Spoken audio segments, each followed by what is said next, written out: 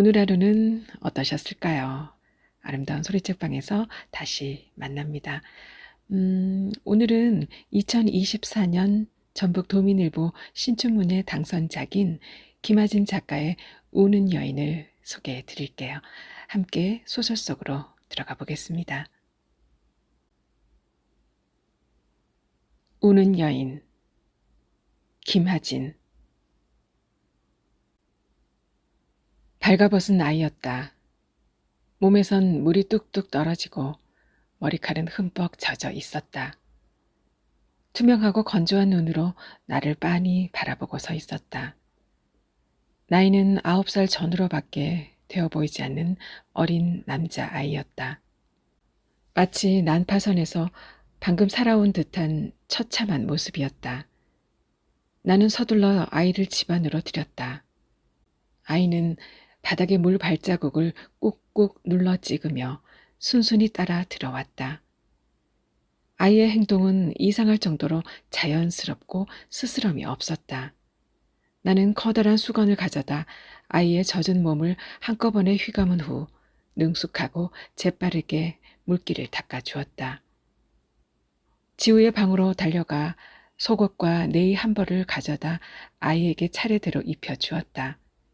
마치 제 것처럼 몸에 딱 맞았다. 아이는 아무런 말도 없이 내가 하는 대로 가만히 몸을 맡기고만 있었다.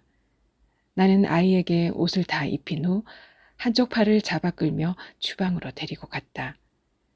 의자에 앉힌 후 지우가 가장 좋아했던 코코아 한 잔을 타서 아이 앞에 내놓았다. 아이는 가늘고 흰 두 손을 식탁 위로 올려 조심스레 찻잔을 맞잡더니 입에 대고는 아주 작게 한 모금 마셨다. 따뜻한 기운이 온몸으로 퍼지는지 잠시 소스라치듯 떨었다. 아이가 코코아 한 잔을 다 마실 때까지 나는 맞은편에 앉아 조용히 기다렸다. 아이는 커다란 눈을 소처럼 천천히 끔뻑거렸다. 나는 아이를 지우의 방으로 데리고 갔다. 침대 위에 가만히 눕힌 후 이불을 목까지 끌어올려 덮어주었다. 아이는 아무런 저항도 없이 곧바로 눈을 감았다. 침대 옆에 앉아서 아이가 잠들기를 기다렸다. 아이의 호흡이 규칙적으로 잦아드는 것을 확인하고 나서야 조용히 방에서 나왔다. 빗물이 창문을 거칠게 두드리고 있었고 바람이 야수처럼 사납게 휘휘 울부짖고 있었다. 짙은 어둠 속으로 번개가 번쩍하더니 밤하늘에 날카롭게 하얀 선을 긋고 지나갔다. 나는 으스스한 냉기를 느끼며 카디건 한 겹을 더 걸쳐 입었다. 그리고 집안의 커튼을 있는 대로 다 닫아버린 후 방으로 들어가 옷도 갈아입지 않은 채 누워 잠이 들었다. 다음 날 눈을 뜨자마자 나는 허겁지겁 지우의 방으로 달려갔다.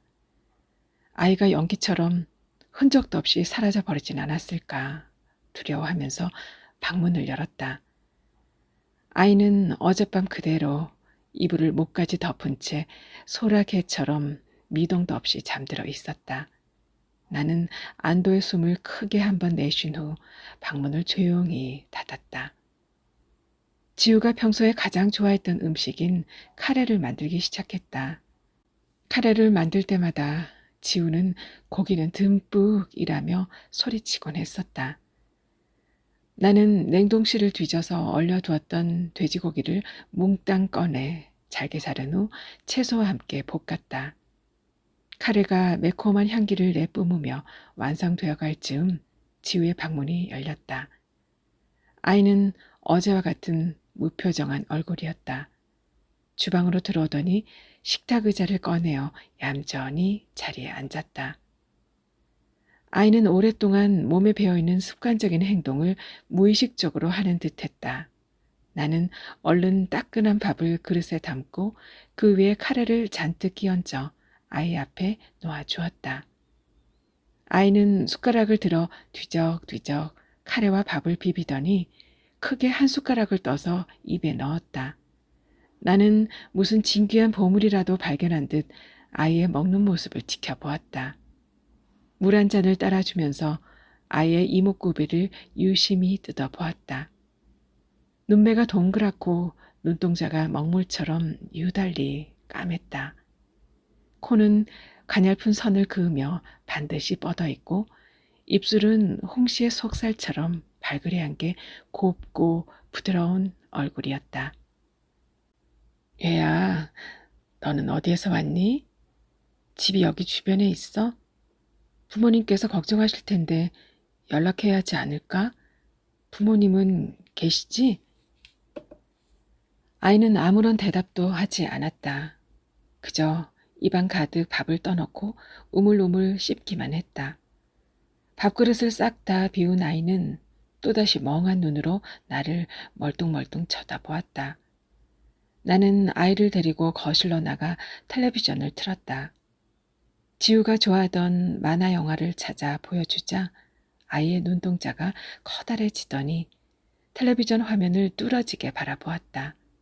아무래도 아이의 의사소통 능력이나 인지 능력에 심각한 문제가 있는 것 같았다. 아이에게 텔레비전을 보게 한 후 나는 휴대전화를 들었다. 당장 생각나는 것은 읍내에 있는 경찰서뿐이었다. 길 잃은 아이가 있다고 하면 어떻게든 부모를 찾아줄 것이었다. 요즘은 어릴 때부터 아이들 지문을 등록해서 예전처럼 미아가 발생하는 일이 드물다고 들었던 기억이 났다. 전화를 걸어 아이를 처음 발견했을 때 인상착의와 집 주소를 알려주었다. 연락한 지 반나절이 지난 후에야 경찰 2명이 집으로 찾아왔다. 한 명은 나이가 좀 있어 보였고 한 명은 신입인지 아주 젊어 보였다. 이곳은 바닷가 마을이지만 한여름에도 외지인의 방문이 뜸한 외딴 지역이었다. 늘 시간이 적막하게 흘러가는 시골 마을의 경찰답게 둘의 얼굴엔 권태와 게으름이 잔뜩 묻어 있었다. 나는 거실에 있는 아이를 조용히 손가락으로만 가리켰다. 경찰들은 아이를 보자마자 조심성이라고는 전혀 없이 거실로 성큼성큼 걸어 들어갔다. 하지만 아이는 미동도 하지 않은 채 텔레비전 화면만 응시하고 있었다. 둘 중 선임으로 보이는 나이 든 경찰이 아이에게 큰 소리로 물었다. 꼬마야, 집을 잃어버렸니? 이름은 뭐니? 혹시 부모님 성함이나 전화번호 아니면 사는 동네 뭐 하나라도 말해줄 수 있는 게 있을까? 아이는 대꾸 하나 하지 않았다. 심지어 그쪽으로는 얼굴도 돌리지 않은 채 텔레비전만 보고 있었다. 나이 든 경찰이 짜증스러운 표정을 지으며 아이에게 다가가 어깨에 손을 얹었다. 순간 아이는 화들짝 놀라 매서운 눈으로 경찰을 노려보았다. 눈빛에는 두려움과 경계심이 가득 차 있었다. 아이는 순식간에 내 등 뒤로 달려들어와 매달리듯 옷자락 속으로 숨어버렸다. 무안해진 경찰은 멍하니 서서 나와 아이만 번갈아 가며 바라보고 있었다. 아이가 의사소통이 잘 안 되는 것 같네요. 잠시만 사모님께서 아이를 데리고 있어 주실 수 있을까요? 네, 그럴게요. 근데 요즘은 아이들 지문을 등록해 놓는다고 들었어요. 이 아이도 지문을 확인해 보면 뭐라도 나오지 않을까요? 곁에 있는 젊은 경찰이 당황하는 듯한 표정을 짓자 나이 든 선임이 얼른 나서서 대답을 가로챘다. 네, 그렇게 해야죠. 죄송한데 사모님께서 아이를 데리고 경찰서로 한 번만 나와주시면 안 될까요? 저희는 아동 실종 신고가 들어와 있는지 다시 한번 확인해 보고 최대한 빨리 연락드리겠습니다. 둘은 곤란한 상황에서 벗어나고 싶은지 서둘러 가버렸다. 경찰이 집 밖으로 나갈 때까지도 아이는 내 옷자락을 두 손으로 꽉 움켜쥔 채 꼼짝도 하지 않고 숨어 있었다. 아이의 강한 힘에 붙들려 중심을 잃은 나는 경찰에게 인사를 하는 둥 마는 둥 했다. 경찰이 가고 나자 아이를 다시 거실로 데리고 가서 소파에 앉혔다. 아이는 이내 거실 바닥으로 내려앉더니 아까와 똑같은 자세로 텔레비전 화면만 바라보았다. 남편과 이혼하면서 지우를 데리고 오기 위한 양육권 소송을 했다. 전 남편과 시어머니는 내게서 아이를 빼앗아가려 했다. 다행히 결혼 파탄의 사유가 바람을 피운 전 남편에게 있다는 것이 약점이 되어 아이의 양육권은 지킬 수 있었다. 나에겐 지우가 전부였고 아들이 없는 삶은 생각해 본 적도 없었다. 이혼 소송이 마무리되자마자 도시에서의 삶을 서둘러 정리하고 한적한 바닷가 마을로 도망치듯 이사를 왔다. 읍내에서 조금 떨어져 있는 이곳은 인적이 드물어 사람들의 이목을 끌지 않아서 좋았다. 이곳에서 지우와 바닷가에 나가 놀면서 조용히 시간을 흘려보냈다. 하지만 지우는 도시에 있을 때보다 말수가 적어졌고 눈에 띄게 표정이 어두워졌다. 전 남편은 평소에도 집을 자주 비웠던 편이었기에 아빠의 부재가 그리 큰 문제가 될 줄은 몰랐다. 하지만 지우는 시간이 갈수록 아빠를 더 보고 싶어 했고 그리워했다.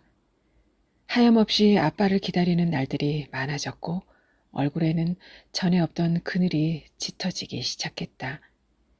지우의 그리움과 외로움이 깊어질수록 나의 불안도 점점 커졌다. 지우가 초등학교에 입학하고 얼마 지나지 않아 담임 선생님한테서 전화가 왔다. 담임 선생님은 지우가 이틀째 학교에 나오지 않았다고 했다. 지우는 교실에서 아무 말도 하지 않고 마치 넋나간 사람처럼 앉아만 있다고도 했다. 담임 선생님과의 통화가 끝난 후 서둘러 바닷가로 나가보았다.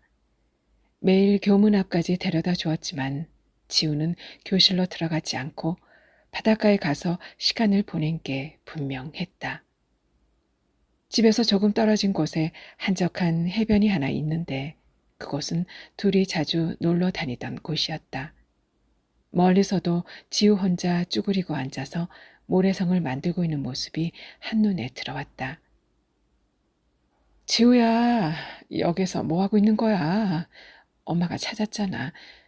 그리고 왜 이틀이나 학교에 안 간 거야? 학교에 꼭 가야 해? 난 학교보다 여기 바닷가가 더 좋아. 엄마, 근데 아빠는 언제 와? 저 바다 건너편에 아빠가 있는 거야? 나는 그날로 당장 전 남편에게 전화를 걸어 사정했다. 제발 아들을 만나러 와달라고. 바람을 피운 전 남편을 용서할 수 없었고 얼굴을 보는 것도 목소리를 듣는 것도 싫었지만 지우의 간절한 그리움 앞에서 그만 항복할 수밖에 없었다. 그 뒤로 전 남편은 지우를 만나러 자주 와주었고 지우의 학교 생활도 점점 안정을 찾아가고 있었다. 나와 지우는 둘만의 삶에 천천히 적응해가는 중이었다. 그날 지우와의 약속을 여러 번 어기고 미안해하던 전 남편은 일부러 휴가를 내서 아이를 만나러 왔다. 지우는 아빠가 집에 오자 뛸 듯이 기뻐했다. 아빠랑 둘이 놀이공원에 간다며 한껏 들떠있던 참이었다. 지우는 차가 출발하고 나서도 한참을 차창 밖으로 내게 손을 흔들어 주었다. 엄마를 빼놓고 자기만 놀이공원에 가는 게 미안하다며 잔뜩 아쉬운 표정을 지어 보이기도 했다.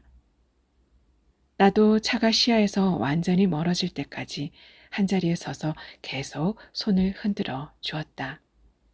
마음속으로는 오랜만에 누릴 혼자만의 자유에 약간 들떠 있었지만 아이 앞에선 애써 표정을 숨겼다. 그런데 그 순간이 아들과의 마지막이 되어버리고 말았다. 한없이 가볍고 무심했던 그날의 인사가 아들과의 영원한 작별 인사가 된 것이다. 전 남편과 지우가 탄 차는 놀이공원에 도착하기도 전에 졸음운전을 하는 트럭에 치여 강 밑으로 추락했고 둘은 그 자리에서 즉사해 버렸다. 그 후로 나의 시간은 지우가 손을 흔들어 주던 그때 그 순간에 멈추어 버리고 말았다. 아들과 둘이 살던 바닷가 외딴 집에서 나는 매일같이 아들을 기다렸다. 거짓말처럼 떠난 아들은 언제고 다시 아무렇지도 않게 되돌아올 것만 같았다. 나는 매일 아침 눈을 뜨면 지우가 웃으면서 아빠 차에 올라탔던 바로 그 순간으로 되돌아가 있었다. 어떻게 하면 그날 지우를 그렇게 떠나보내지 않을 수 있었을까? 나는 사고가 일어나지 않을 수많은 경우의 수에 대해 생각하고 또 생각했다. 그러나 운명은 손가락 사이로 흘러내리는 물과 같았다. 나에게는 그 어떠한 것도 바꿀 힘이 없었다. 자취도 없이 사라져가는 아들을 지켜보면서 발을 동동 구르다 보면 어느새 하루는 고통스럽게 저물어 버렸다. 그날은 영원히 벗어날 수 없는 시시포스의 형벌이 되어 매일같이 내게 반복되고 있었다. 나는 미치도록 슬펐고 감당할 수 없는 분노에 이가 갈렸다. 참척의 고통은 너무나 극심해서 죽어 없어져야만 비로소 벗어날 수 있을 것 같았다.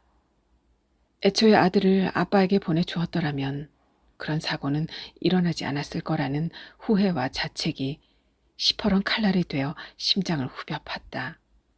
나는 온몸의 혈관이 돌처럼 굳어서 그대로 망부석이 되어가는 중이었다.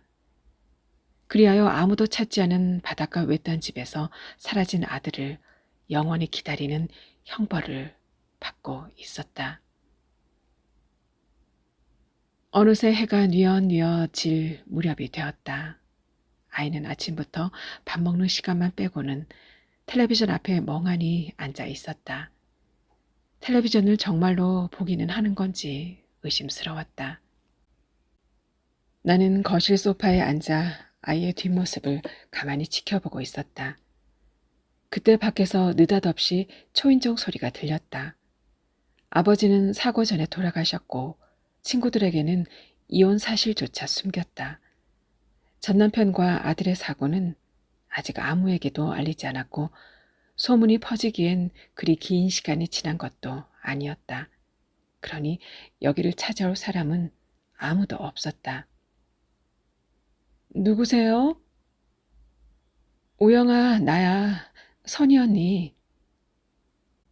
선희 언니라면 어릴 적 가장 친하게 지냈던 사촌 언니였다.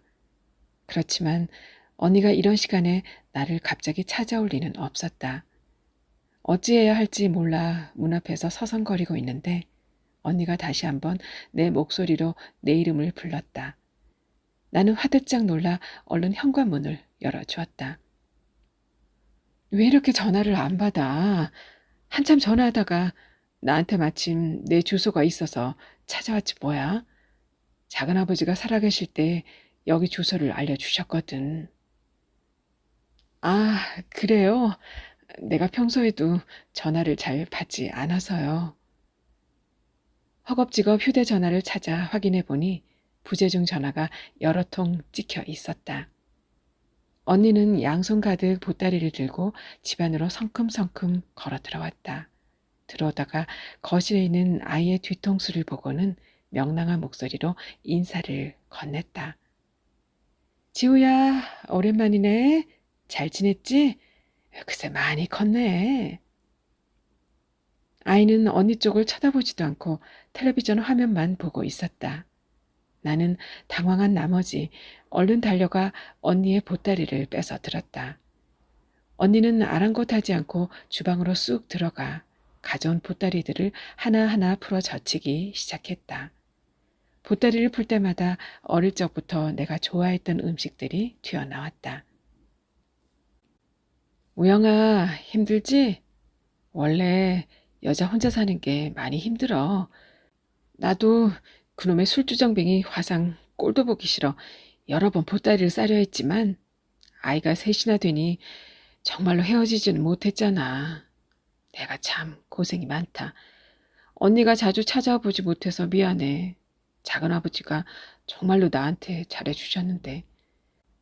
어머니 아버지 일찍 돌아가시고 작은아버지 아니었으면 나는 지금 이 세상 사람이 아니었을지도 몰라. 사는 게 뭐가 그리 바쁘다고 너한테 연락도 못했네. 작은아버지가 돌아가시기 전에 이혼하고 혼자 사는 내가 딱하다면서 내게 부탁까지 하셨는데. 선희 언니는 말끝을 흐리며 손가락으로 눈물까지 꾹꾹 찍었다. 하지만 나는 언니의 말에 오롯이 집중할 수가 없었다. 신경이 자꾸만 아이에게로 쏠렸기 때문이다. 언니는 아이를 지우로 착각하고 있는 듯했다. 그러고 보니 선이 고운 얼굴과 하얀 피부가 지우와 무척 닮았다는 생각이 들었다. 언니는 가져온 음식을 모두 풀어 냉장고에 하나씩 정리해주고는 손수 저녁상까지 차렸다. 나는 아이에게 다가가 조용히 손을 잡아 끌었다. 순순히 따라와 의자에 앉은 아이는 말 한마디 없이 차려준 밥을 떠먹기 시작했다. 지우가 이렇게 말이 없었나? 엄청 조용하네? 언니가 낯설어서 그런 걸 거예요. 신경 쓰지 말고 언니도 얼른 식사해요. 언니는 쉴 새 없이 고향 사람들 이야기며 어린 시절 이야기, 돌아가신 아버지 이야기를 했다. 나는 언니의 이야기를 듣는 둥 마는 둥 하며 고개만 대충 끄덕여 주었다. 마음속으론 빨리 이 낯선 손님이 집에서 나가주기만을 바라고 있었다. 하지만 언니는 저녁을 다 먹고 커피까지 타서 천천히 마신 후에야 자리에서 일어섰다. 나는 더 있으라는 인사치레조차 하지 않고 얼른 언니 뒤를 따라 나서며 배웅했다. 언니는 갑자기 아이에게 다가가더니 주머니에서 5만 원짜리 지폐 하나를 꺼내어 아이 손에 쥐어 주었다. 아이는 그 돈을 들고 멀뚱멀뚱 서 있기만 했다. 내가 얼른 지폐를 빼앗아 돌려주려 하자 언니는 황급히 겉옷을 챙겨 현관문 쪽으로 달려 나갔다. 나중에 또 들를게. 아이랑 잘 지내고 있어. 너 너무 말랐다. 밥 좀 잘 챙겨 먹고, 알았지? 언니는 저만치 나가더니 뒤를 돌아보고는 허공으로 손을 커다랗게 휘휘 저었다. 나도 억지 미소를 지으며 언니를 향해 작게 손을 흔들었다. 언니가 탄 차가 시야에서 멀어지자 나는 얼른 집으로 돌아와 현관문을 잠그고 아이를 찾았다. 아이는 어느새 다시 텔레비전 앞에 가 앉아 있었다. 어쩌면 아무도 이 아이의 존재를 모를 수도 있겠다는 생각이 들자 온몸에 소름이 돋았다. 선희 언니가 그랬던 것처럼 모두가 저 아이를 내 아들이라고 믿을 것이 분명했다.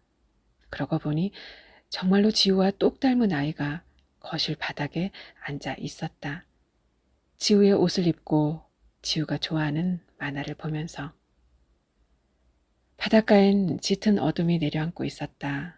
나는 어둠이 집안으로 밀물처럼 밀려 들어오기 시작하자 서둘러 실내에 있는 불을 모두 켰다. 문득 어제부터 지우 생각을 별로 하지 않았다는 것을 깨달았다. 아이에게 양치를 시키고 잠옷으로 갈아입힌 후 지우의 침대에 눕혀 주었다. 그리고 아이가 잠들 때까지 곁에 가만히 앉아 있었다. 지우는 늘 밤이 무섭다고 했었다. 깊은 잠에 빠질 때까지 책을 읽어주거나 노래를 불러주거나 조용히 머리를 쓰다듬어 주곤 했다. 지우와 비슷한 또래인 아이도 밤을 무서워할 것만 같았다. 나는 아이가 완전히 잠에 빠져든 것을 확인하고 난 후에야 방에서 나왔다. 방으로 돌아와 침대 머리맡에 있는 지우의 사진을 들여다보았다. 지우가 바닷가를 등진 채 손가락으로 V자를 그리며 웃고 있었다. 지우에게 입을 맞추고 액자를 가슴에 안은 채 그대로 잠이 들었다. 아주 오랜만에 아침까지 한 번도 깨지 않고 깊은 잠을 잘 수 있었다. 나는 일어나자마자 아이에게 줄 아침부터 만들었다. 하얀 양파와 붉은 당근에 파란 파를 곱게 다져 넣은 계란말이는 알록달록 색깔이 예뻐서 무지개 같다며 지우가 무척 좋아하던 음식이었다. 계란말이에 케첩을 듬뿍 뿌려 아이 앞에 내놓았다. 아이는 계란말이 하나를 입안 한가득 베어 먹으며 맛있게 밥 한 그릇을 비웠다. 커튼을 열자 오랜만에 쨍한 햇빛이 바닷가에 쏟아져 눈부시게 반사되고 있었다. 경찰서에서는 여전히 아무런 연락도 오지 않았다. 나는 아이의 지문을 확인하러 경찰서에 직접 가보기로 했다. 지우의 옷 중에서 아이가 입을 만한 얇고 가벼운 바람막이 한 벌을 꺼냈다. 아이에게 옷을 입힌 후 살짝 팔을 잡아 끌자 아이는 내 소매자락을 잡으며 얌전히 따라 나섰다. 나는 아이를 자동차 옆자리에 앉힌 후 안전띠를 단단히 매주었다. 아이는 아무런 저항도 없이 내가 하는 대로 가만히 있었다. 아이는 무슨 이유 때문인지 나를 완전히 믿는 듯했다. 출발하면서 백미러로 집 쪽을 바라보았다. 사고가 나던 날에 내가 여전히 마당에 서서 웃는 얼굴로 손을 흔들고 있는 게 보였다. 저 자리에 서서 한 발짝도 움직이지 못한 채 서서히 굳어가던 중이었다. 그런데 사고 이후 처음으로 집 밖을 나서고 있었다. 오랫동안 손을 보지 않아 자풀만 무성해진 마당과 휑한 빈집이 너는 절대로 여기를 벗어날 순 없어 라며 차갑게 노려보는 것 같았다. 나는 재빨리 고개를 돌려버렸다. 꼬불꼬불한 시골길을 빠져나오자 경찰서가 있는 읍내로 가는 길과 큰 도시로 가는 길로 나누어지는 갈림길이 나타났다. 순간 나도 모르게 읍내 반대 방향으로 핸들을 꺾어버리고 말았다. 아이를 경찰서에 데리고 가는 것이 갑자기 내키질 않았다. 하지만 그 길로 가면 전 남편과 아들이 사고를 당한 다리가 나올 것이었다. 그동안 한 번도 가보지 못한 길이었다. 그 길을 지나갈 용기가 없어서 사고 이후 도시 밖으로는 단 한 번도 나가지를 않았다. 도로 옆으로는 바다가 끝없이 엎치락 뒤치락하며 뒤따라 달려왔고 햇빛은 바다 표면에 부딪혀 부서지며 여기저기서 성난 야수처럼 눈을 번뜩이고 있었다. 나는 차마 얼굴을 옆으로 돌리지도 못하고 두 손에 힘을 꽉 준 채 핸들을 강하게 움켜 잡았다. 마침내 이정표에는 아들이 가고 싶어 했던 놀이공원이 있는 도시의 이름이 보였다.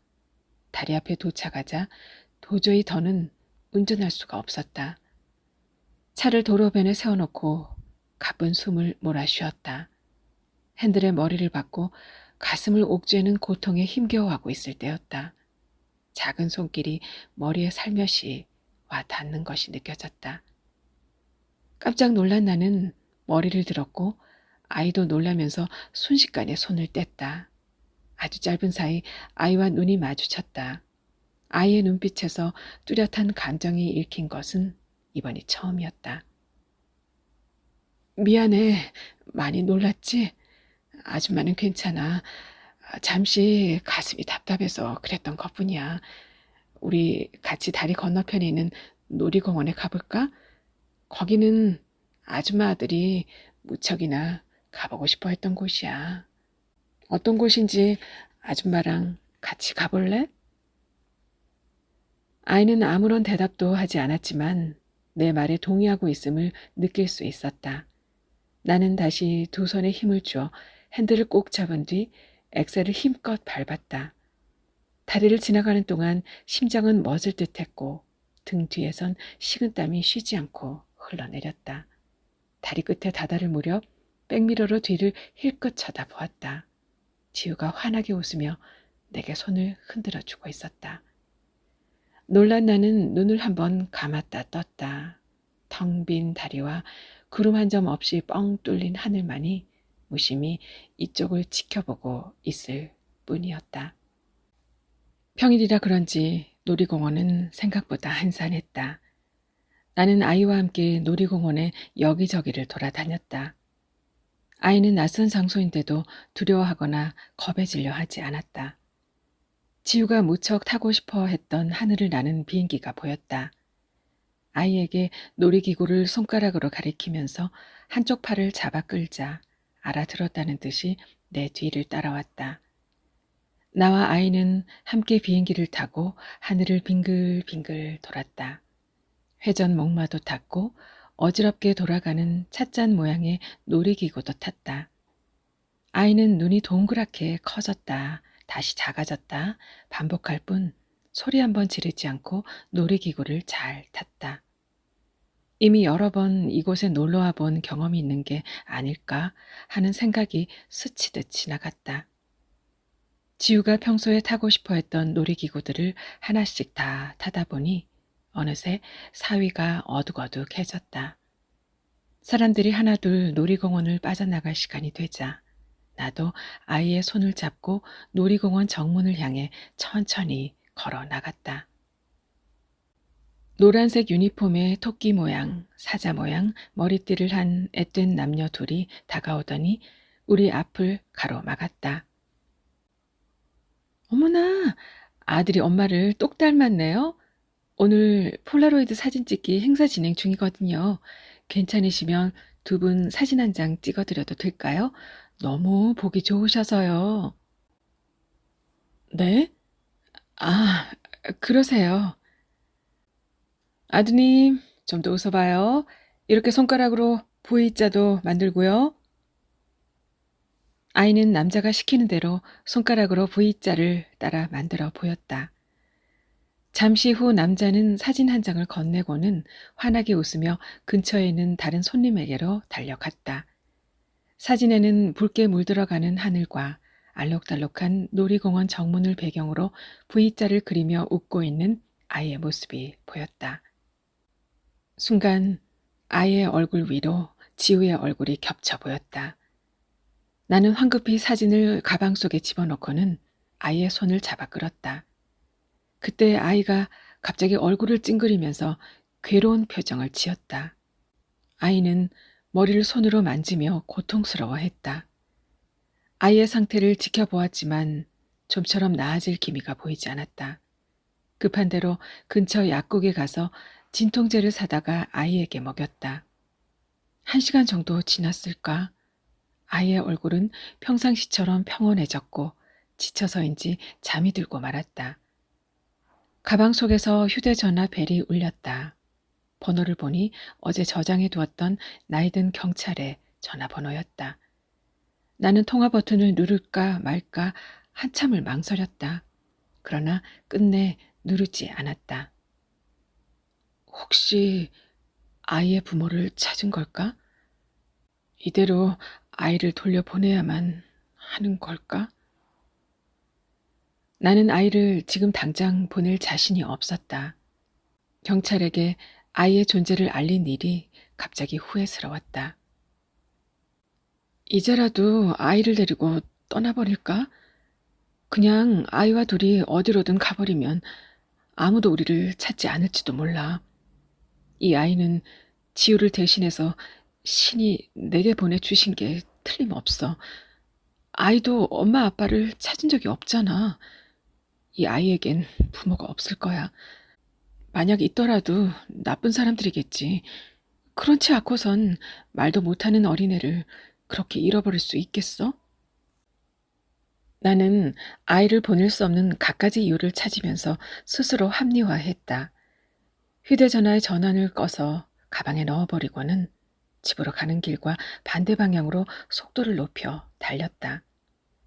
두려움과 죄책감이 뒷덜미를 잡아채지 못하도록 엑셀을 더 있는 힘껏 밟았다. 밤이 깊어지자 눈에 보이는 모텔로 아이를 데리고 갔다. 아이에게 편의점에서 사온 컵라면과 삼각김밥을 먹인 후 침대에 눕혔다. 그러고 나서 아이의 곁에 가만히 누웠다. 잠든 아이의 옆모습을 바라보다가 까무르 잠이 들었다. 어디에선가 갑자기 서글픈 울음소리가 들려왔다. 화들짝 놀란 나는 일어나서 아이 쪽을 쳐다보았다. 여전히 자고 있었지만 아이는 소리내어 울고 있었고 눈가엔 눈물 자국도 보였다. 무서운 꿈이라도 꾸는지 잠꼬대를 하고 있었다. 나는 아이를 만난 후 처음으로 아이의 목소리를 들을 수 있었다. 아이는 말을 못하는 것이 아니었다. 제법 선명한 목소리로 엄마라고 부르자 나는 그만 깜짝 놀라 침대 밖으로 튕겨 나갔다. 낯선 방, 낯선 아이, 그리고 낯선 여자가 침대 맞은편 커다란 거울 속에 한꺼번에 뒤엉켜 보였다. 거울 속 여자는 언젠가 미술관에서 보았던 피카소의 우는 여인과 똑같았다. 얼굴은 기괴하게 일그러져 있었고 눈빛에는 자식을 죽게 한 슬픔과 두려움, 자책이 거세게 소용돌이치고 있었다. 나는 아이가 다시 조용한 잠 속으로 빠져들 때까지 차갑게 그 자리에 얼어붙어 서 있었다. 스스로 강물에 뛰어들었던 우는 여인처럼 지옥 속으로 투신하는 것밖에는 이제는 더 할 수 있는 게 없다고 생각하면서 다음날 아이가 일어나자마자 근처 설렁탕집으로 가 아이에게 든든한 아침을 먹였다. 휴대전화에는 경찰의 부재중 전화가 이미 여러 통 찍혀 있었다. 나는 휴대전화의 전원을 다시 꺼버린 후 아이를 데리고 길을 나섰다. 목적지는 따로 없었다. 그저 오늘 하루만이라도 더 아이와 함께 보내고 싶었다. 그렇게 무작정 운전하다 보니 어느새 지우가 있는 곳에 도착해 있었다. 전 남편과 지우는 도시 외곽에 있는 작은 공원에 잔디장을 했다. 아이는 어제부터 수시로 두통을 호소하고 있었다. 나는 아이를 차 안에 남겨두고 혼자서 아들이 있는 곳으로 향했다. 지우의 묘비에는 지우의 웃는 사진이 붙어 있었다. 문득 가방 속에 들어있는 아이의 사진이 떠올라 꺼내 보았다. 둘은 닮은 듯하면서도 실은 전혀 다른 얼굴을 하고 있었다. 나는 지우의 얼굴을 손으로 살살 쓰다듬어 보았다. 이른 아침에 찬 서리를 맞아 섬뜩할 정도로 차가웠다. 순간 눈물이 왈칵 쏟아졌다. 나는 끔찍한 사고로 처참하게 망가진 지우의 마지막 모습을 제대로 보지도 만져보지도 못했다. 그래서 더욱더 지우의 죽음을 받아들일 수 없었다. 지우는 어딘가에 멀쩡한 모습으로 살아있고 지금은 행방불명된 것뿐이라면서 나 자신을 속여왔다. 하지만 묘비를 만지는 순간 지우의 차디찬 영혼이 온몸을 서늘하게 훑고 지나가는 것이 느껴졌다. 그것은 거역할 수 없는 운명에 대한 마지막 판결문과도 같았다. 한참을 지우 앞에 앉아있던 나는 갑자기 아픈 아이가 떠올랐다. 서둘러 차로 되돌아가 차 문을 열어보니 아이의 상태는 아까보다 더 심각해 보였다. 두통이 심한지 얼굴을 잔뜩 찡그리며 고통스러워하고 있었고 이마에선 땀이 비오듯 쏟아지고 있었다. 아이에게 진통제 하나를 먹이고 나서 서둘러 인근 병원 응급실로 향했다. 각종 검사를 마치자 의사 가운을 입은 한 남자가 다가와 물었다. 아이의 보호자 되시나요? 아무래도 아이의 뇌에 심한 충격이 있었던 것 같습니다. 자세한 건 입원한 후 더 살펴봐야겠지만 그동안 인지 능력이나 기억력에 문제가 있지는 않았나요? 말을 안 했어요. 그렇다고 말귀를 못 알아듣는 것 같지는 않았고요. 사실은 제 아들이 아니에요. 길 잃은 아이를 잠시 보살피던 중이었습니다. 하지만 제가 치료비를 다 낼 테니 빨리 좀 치료해 주세요. 네, 알겠습니다. 일단 입원시키도록 하시죠. 아이를 입원시키고 나니 고민스러워졌다. 아이의 상태가 많이 안 좋다면 가족들에게 알려야만 할 것 같았다. 어젯밤 애타게 엄마를 부르던 아이의 목소리가 귓가를 어지럽게 맴돌았다. 순간 병실 복도에 걸려있던 커다란 액자가 눈앞을 가로막았다. 피카소의 우는 여인이었다. 나는 잠시 머릿속이 하얘져 멍하니 그 자리에 서 있었다. 그 아이의 엄마도 나처럼 차갑고 딱딱한 돌이 되어가고 있을 것이 틀림없었다. 나는 가방 속에서 휴대전화를 꺼내어 전원을 켰다. 휴대전화에 전원이 들어오자마자 기다렸다는 듯이 전화벨이 다시 울렸다. 역시나 경찰이었다. 나는 크게 심호흡을 한번 한 후 전화를 받았다. 김우영 씨 휴대전화 맞습니까? 네, 맞아요. 아니, 왜 이렇게 통화가 안 된 겁니까?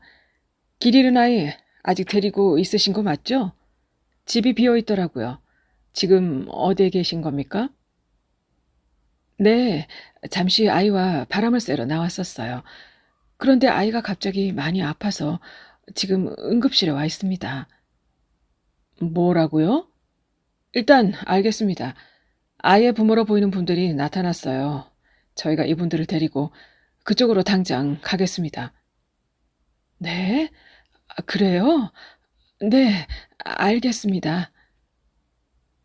아이의 부모가 나타나고야 말았다. 예상했던 일이었지만 곤히 잠든 아이의 얼굴을 바라보는 순간 깊은 상실감이 한꺼번에 밀려들어왔다. 폐에 구멍이 나면서 공기가 한꺼번에 빠져나가 버리는 것만 같았다. 숨이 제대로 쉬어지지 않아 계속해서 거친 호흡을 내뱉었다. 아이는 링거를 맞으면서부터 눈에 띄게 통증이 줄어들었다. 서너 시간이 흐른 후 경찰은 30대 초반으로 보이는 한 부부와 함께 병실로 들어왔다. 나는 일어서며 조용히 고개를 숙였고 엄마라 보이는 여자는 나를 밀치며 헐레벌떡 아이 앞으로 뛰어들어왔다. 여자는 아이를 보자마자 울부짖기 시작했다. 선호야, 엄마가 너를 얼마나 찾아들었는지 아니? 도대체 어떻게 된 거야? 여자는 아이를 붙들고 목 놓아 울다가 나를 의심 가득한 눈초리로 쳐다보았다. 발가벗고 있었어요. 몸에 아무것도 지니고 있지 않았죠. 그리고 아무 말도 하지 않았고요. 며칠 동안 제가 데리고 있었는데 밥도 잘 먹고 건강해 보였어요. 그런데 어제부터 갑자기 두통으로 고통스러워하기 시작했습니다. 병원에서는 뇌 손상으로 인지 능력이나 기억력에 잠시 문제가 생긴 것 같다고 하더군요. 아, 그래요? 실은 저희가 여행을 왔는데 바닷가에서 놀다가 그만 아이를 잃어버렸어요. 바닷물에 휩쓸려가 버린 줄로만 알았어요. 아이가 무슨 사고를 당했나 봐요. 선우는 원래 아주 건강한 아이였거든요. 시끄러운 소리에 잠에서 깬 아이가 눈을 떴다. 여자는 아이 이름을 불렀지만 아이는 무표정한 채 대답이 없었다. 여자는 더 자지러지게 울음을 터뜨렸다. 아이는 내 쪽을 바라보더니 몸을 일으키려 했다. 나는 아이에게 다가가 양팔을 잡고 다시 가만히 침대에 눕혀 주었다.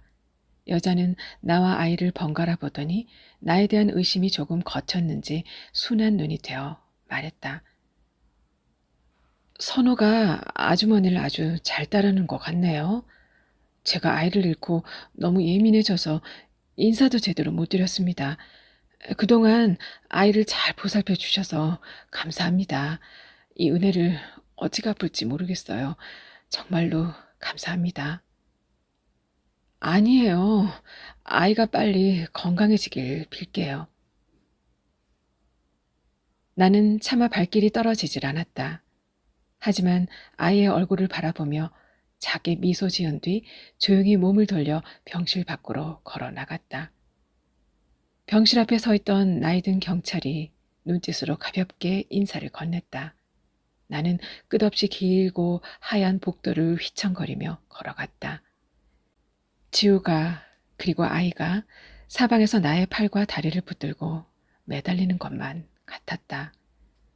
얼마 걷지 않아 힘이 빠져 그만 털썩 주저앉고 말았다. 그때 누군가가 나의 양팔을 붙들어 쓰러지지 않게 잡아주었다. 고개를 돌려보니 아이의 엄마였다. 아주머님, 우리 선우가 이상해요. 아주머니가 나가니 아주머니를 뒤따라가려고 하더라고요. 지금 억지로 잡아두긴 했는데 아이가 많이 불안해해요.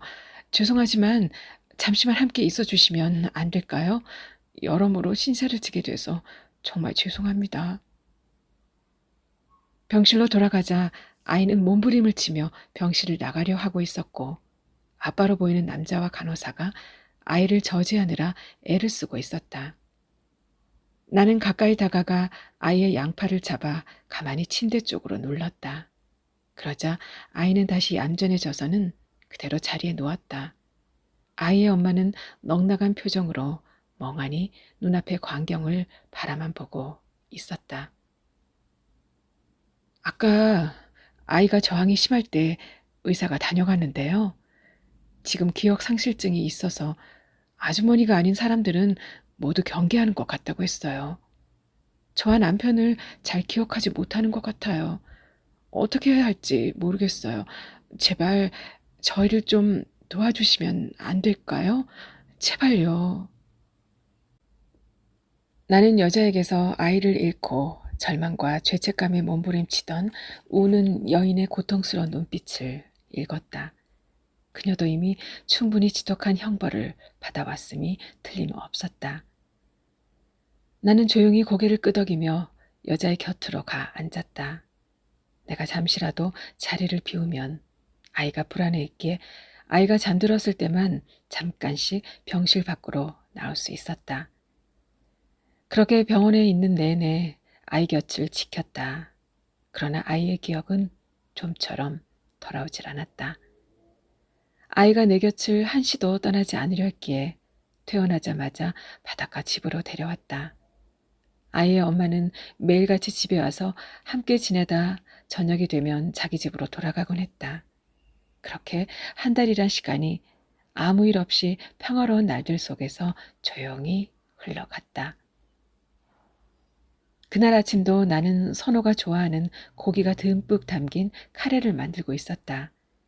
카레 냄새가 집안을 가득 채우자 선호는 잠에서 깨어나 주방으로 걸어 들어왔다. 그러더니 식탁에 앉아 나를 빤히 바라보며 말했다. 집에 가고 싶어요. 엄마가 보고 싶어요. 나는 그릇에 카레를 끼얹다 말고 깜짝 놀라 아이의 얼굴을 쳐다보았다. 무표정하고 투명했던 눈빛은 사라지고 어느새 눈동자에 또렷한 총기가 반짝이고 있었다. 선호야, 너 모든 기억이 되살아난 거니? 엄마 아빠랑 같이 여행을 왔다가 바닷가에서 놀았어요. 바위 틈에 너무 예쁜 개가 있어서 그걸 잡으려고 쫓아다녔는데 한 아저씨가 개를 잡아주겠다고 해서 따라갔어요. 근데 그 다음은 아무것도 기억이 안 나요. 여긴 어디예요? 엄마는 어디에 있어요? 아줌마는 누구세요? 선호야, 그랬구나. 그날의 기억은 앞으로 천천히 되살리면 돼. 서두를 것 없단다. 아줌마는 내가 기억을 잃었을 동안 보살펴 주었던 사람이란다. 엄마는 조금 있으면 여기로 오실 거야. 아무 걱정하지 말고 아침밥 먹으면서 기다리기만 하면 돼. 아이 앞에 밥그릇을 내려놓자 아이는 숟가락을 들어 뒤적뒤적 비비더니 밥 한 숟가락을 떠서 입에 넣고 오물오물 씹었다. 나도 선호의 맞은편에 앉아 카레밥 한 숟가락을 떠서 입에 넣었다. 듬뿍 넣은 고기가 톡톡 씹히면서 각종 채소와 어우러져 매콤달콤한 맛이 입안을 한가득 채웠다. 이제는 너도 떠나겠구나.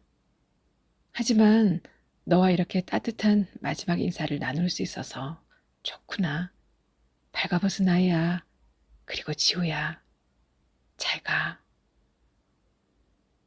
나는 선호와 아침을 먹은 뒤 거실로 나가 집안의 커튼을 모두 활짝 열었다. 거실 안으로 가을의 맑고 부신 아침 햇살이 폭포처럼 한꺼번에 쏟아져 들어왔다. 순간 책장 위에 놓여있던 액자 2개에서 순백의 작은 별들이 반짝하며 빛을 내뿜었다. 그곳에는 지우와 선호가 V자를 그린 채로 환하게 웃고 있었다.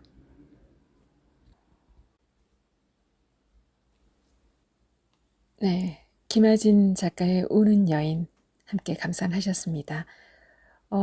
피카소의 작품 우는 여인은 1937년에 발표된 작품이네요. 저도 찾아보니까 통곡하는 여인의 얼굴을 입체주의로 그려서 한없는 비애와 절망이 느껴지는 작품으로 보였습니다. 김아진 작가의 우는 여인은 가슴 아픈 소설이지만 마무리는 비교적 평온한 느낌이었는데요. 한 어머니의 아픔이 치유되는 과정을 함께 한 것 같았습니다. 네, 저는 다음 시간에 또 찾아뵐게요. 여기는 아름다운 소리 책방입니다.